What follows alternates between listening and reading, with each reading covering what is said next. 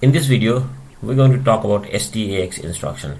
STAX instruction does the same thing as STA. If we want to move 8-bit data from accumulator to memory address, we can either use STA or STAX. The syntax of STA was basically we write STA and then we provide a memory address.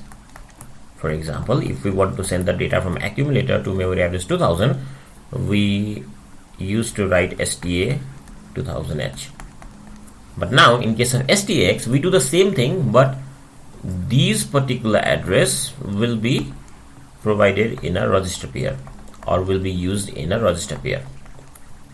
So the syntax is STAX and then provide some register pair. So if you want to do the same thing here, basically send 8-bit data from accumulator to memory address 2000, we do this using STAX in this way. So first of all, we're going to load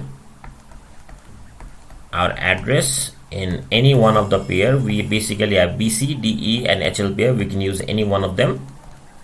So here we move 20 and then 00 in B and C. Now we use STAX and then B here. So basically this instruction does the same thing as STA 2000H. The only difference is we have not mentioned the address directly in our instruction, but instead we have put our memory address in a register pair and then reference the address using a register pair.